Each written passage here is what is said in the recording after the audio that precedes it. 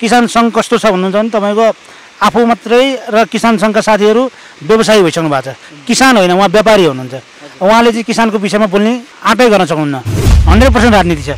तपाईँको नेपाली प्रोडक्ट अथवा नेपाली च्याउ मात्रै तपाईँको बेच्यो भने उहाँहरूलाई धेरै कम नाफा हुन्छ। तपाईँको बाहिरबाट आएको च्याउमा तपाईँको चाहिँ उहाँहरूले पर केजीमा 50 रुपियाँ खानुहुन्छ भने तपाईँको नेपालको च्याउ बेच्नु पर्यो भने उहाँले 10 रुपियाँमा काम गर्नुहुन्छ। तपाईँको 10 रुपियाँ उहाँले कमाउने कि 50 रुपियाँ कमाउने?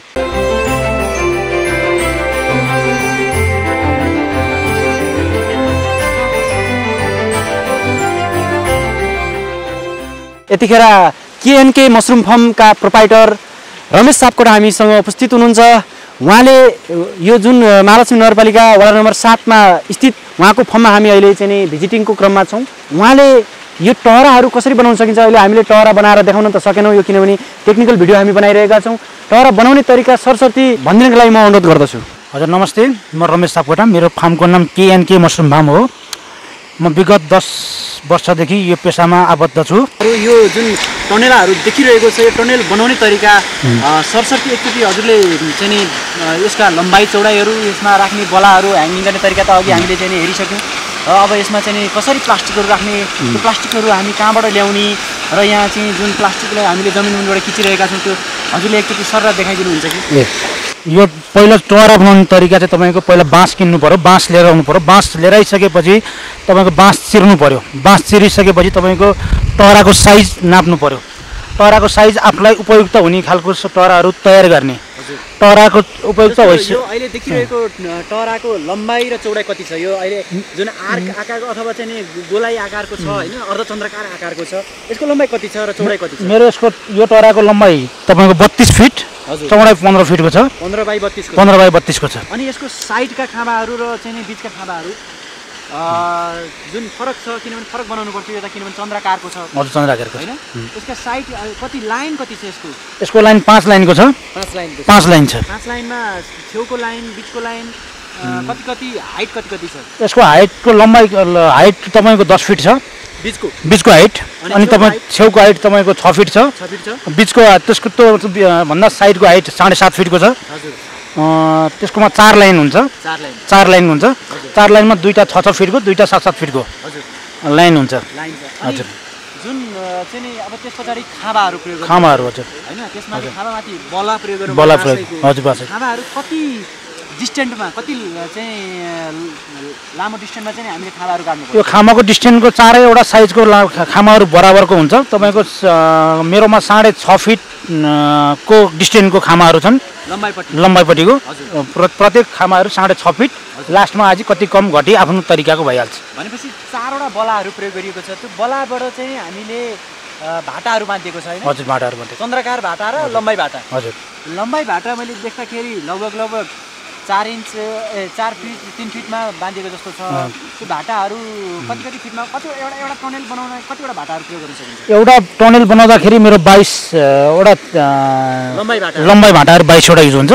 चौडाइ भाटा 16 वटा युज गरेको छु। चौडाइ भाटा चाहिँ नि भनेको चन्द्राकार भाटा 16 वटा। 16 वटा हजुर। लम्बाइ भाटा 22 वटा।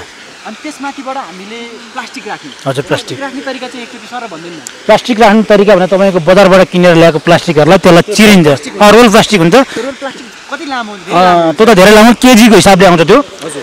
तपाईँको त्यो चाहिँ केजीको पर केजी कति रुपियाँ भने तपाईँको 200 रुपियाँ केजीदेखि 150 देखि माथि 250 सम्म आफूलाई उपयुक्त हुने खालको प्लास्टिक हो नि त। हामीले चाहिँ हजुर मैले चाहिँ बी ग्रेडको युज गरिरहेको छु। हजुर मैले चाहिँ बी ग्रेड 200 रुपियाँ जतिवालाको युज गरिरहेको छु। तपाईँको चाहिँ त्यसलाई फङ्गलेटा बनाउने अनि त्यसको साइज बराबर यसको 10 नाप्ने। तपाईँको 10 फिट यसको आर हजुर त्यसको कति छ नापेपछि अनि त्यसलाई कटिङ गर्ने। अलिकति नापेर त्यो अर्धचन्द्राकार भन्दा लगभग चाहिँ 4-5 फिट बढी नाप्ने होइन, जम्मा 1 फिट बढी नापिन्छ हामीले। हजुर जमिनको साइज भने तपाईँको 6 इन्ची एकपट्टि साइड, 6 इन्ची अर्कोपट्टि साइड हामीले चाहिँ पुरिन्छ। हो त्यो पहिले त्यहाँ भन्दा चाहिँ त्यसमा हामीले ड्रेन खन्नु पर्यो। ड्रेन खन्नु पर्यो। ड्रेन खनिसकेपछि त्यो ड्रेनमा चाहिँ हामीले एक साइडबाट त्यो प्लास्टिक राख्ने, अर्को साइडबाट माटोले पुर्ने, त्यो टाइट भयो अनि अर्कोपट्टि साइडमा अनि तिल चाहिँ खिच्दै गर्ने हो हामीले। हजुर। अनि जुन उतापट्टि फेरि खप्ट्याउँदाखेरि के गर्नुपर्छ? खप्ट्याउँदाखेरि तपाईँको चाहिँ 1 फिट ग्याप राखेर नपुरिकन राखेर ग्याप राखेर तपाईँको चाहिँ थोरै भने चाहिँ लगभग 6 इन्ची ग्याप राखेर अनि अर्को प्लास्टिक युज हुन्छ। हजुर मेरो यसमा 4 लाइनको प्लास्टिक छ।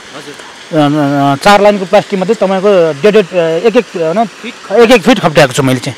यो हजुरले विगत कति समयदेखि यो व्यवसाय अङ्गलले आइरहनु भएको छ? मैले विगत 10 वर्षदेखि यो व्यवसाय अङ्गललाई आइरहेको छु। अनि हजुर यो फर्म तपाईँको फर्म विभिन्न ठाउँमा तपाईँहरूको फर्म हामीले देख्यौँ र सञ्चालन गरिरहनु भएको छ। यसमा कतिजना व्यक्तिहरूले चाहिँ रोजगारी पाइरहेका अवस्था छन्?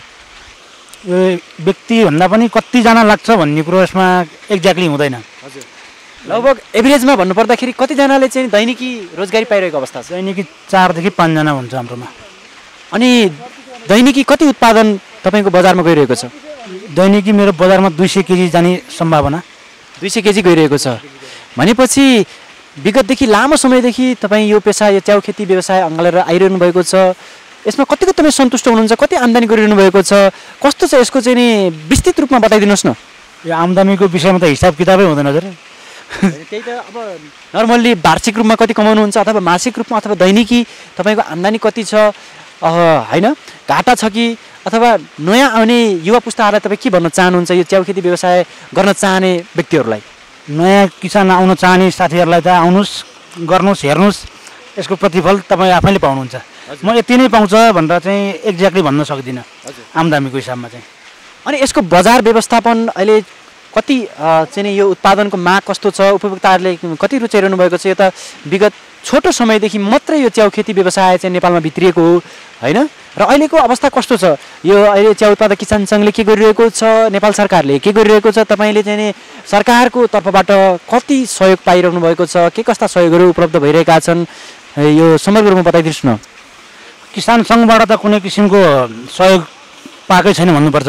र नेपाल सरकारको कुरा, नेपाल सरकारको त अहिलेसम्म मैले 1 रुपियाँ पैसा पनि लिएर चलाएको छैन र लिएको पनि छैन। म लिँदा पनि नलिने अवस्थामा छु। किन सरकारले नदिएको हो कि तपाईँले थाहा नपाउनु भएको हो कि के छ यसमा? यसमा सरकारले नदिएको भन्नु भने साथीहरूले लिएको छ भन्नुहुन्छ, मैले चाहिँ लिएको छैन। थाहा नपाएको नि होइन, थाहा छ। कहाँबाट आउँछ भन्ने कुरो पनि थाहा छ, कहाँ जान्छ भन्ने कुरो पनि थाहा छ। जबसम्म हाम्रो पहुँच नपुग्नुको कारण विडम्बना हो नेपाली किसानहरूको।